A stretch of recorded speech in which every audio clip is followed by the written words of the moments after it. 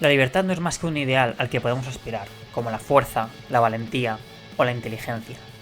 Estos jamás los alcanzamos, no podemos decir que somos completamente inteligentes, sería totalmente ridículo, pero en cambio, sí podríamos afirmar ser más o menos inteligentes. Con la libertad ocurre exactamente lo mismo. Acabado el premio, está claro que es la inteligencia la fuerza, pero ¿la libertad? En pocas palabras, la libertad es la capacidad de decidir y actuar conscientemente según nuestra propia voluntad. Profundicemos.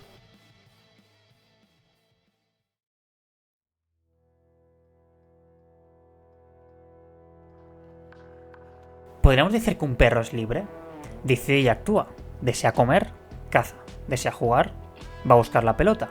Pero, ¿estos deseos surgen de él o de sus genes? Por mucho que pueda decidir y escoger la forma en la que actúa, si sus deseos vienen determinados por su biología, sigue siendo un esclavo, no es libre de realizarse, no es consciente, es una mera máquina. Para ser libre, el yo debe ser consciente del origen de sus deseos, entender cómo funciona su cuerpo y ser capaz de adelantarse y autocontrolarse. Ese último punto es lo que nos hace el animal más libre de Gaia, y todo gracias al sistema adaptativo más complejo, el cerebro.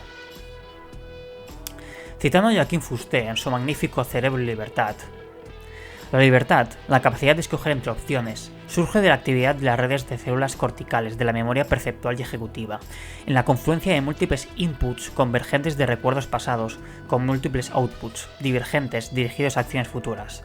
La libertad es un fenómeno de la selección efectuada por el cerebro entre estos inputs y entre los outputs con finalidades adaptativas.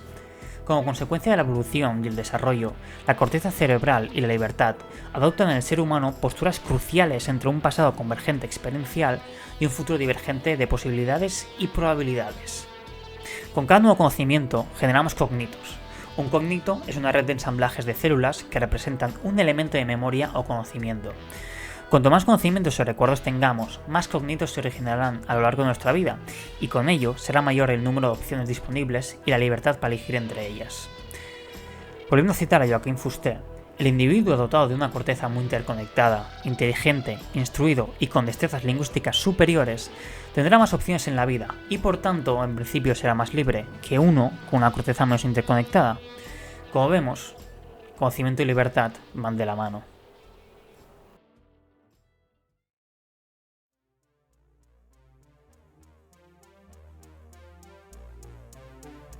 Ausencia de coacción. Básicamente, que nadie, tanto individuos como grupos, te impida ejercer aquello que deseas. Por mucho que sepas qué quieres hacer y cómo, si una turba decide encerrarte, irás encaminado a pudrirte entre rejas.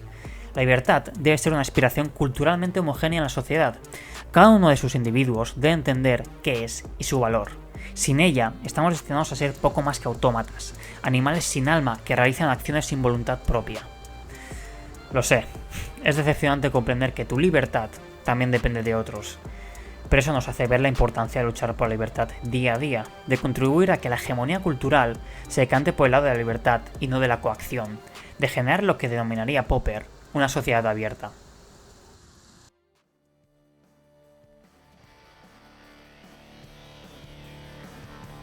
Necesaria y a la vez complicada de ejecutar. ¿Cómo realizar lo irrealizable? Todos entendemos que necesitamos ciertas condiciones para ejecutar nuestras acciones. Si deseo caminar, debo tener piernas. Si deseo conducir, debo tener un coche. Pero si deseo algo imposible y no lo consigo, ¿se puede decir que ya no soy libre? Si recordáis, al principio del vídeo comenté que la libertad es un ideal al que aspirar. Deberíamos dejar de lado el infantil capricho de que todas mis acciones y deseos, independientemente de su visibilidad material, son realizables. Lo máximo que podemos hacer es dialogar con nosotros y ser francos. No todo es posible. Comprender las limitaciones de nuestro cuerpo y nuestro ser son el paso necesario para cambiarlo.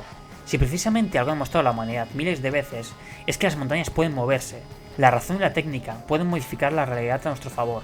La imposibilidad jamás debe ser impedimento. No tendremos alas, pero sí aviones. Podemos viajar a la luna, comunicarnos en milisegundos y tenemos más libros de los que la biblioteca de Alejandría jamás podría almacenar en la palma de nuestra propia mano. Nosotros construimos día a día nuestra libertad. Así que, a por ello.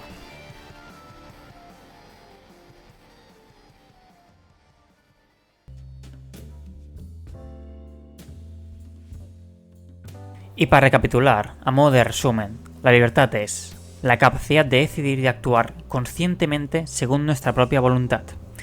Esta se puede dividir en 3 aspectos básicos. Primero, la libertad cognitiva, es decir, la capacidad de ser autoconsciente, de entender qué eres y por qué haces lo que haces. Segundo, la libertad negativa, el poder vivir en una sociedad donde ningún individuo impide ejercer lo que quieres hacer. Y por último, la libertad material, tener los medios para llevar tus acciones a cabo, entendiendo que, aun siendo libre, que no consigas los medios para completarla con éxito simplemente quiere decir que has fracasado, no que no seas libre. Y bueno, esto es todo. Os dejo en la descripción libros de temática similar y gracias por ver el vídeo. Adiós.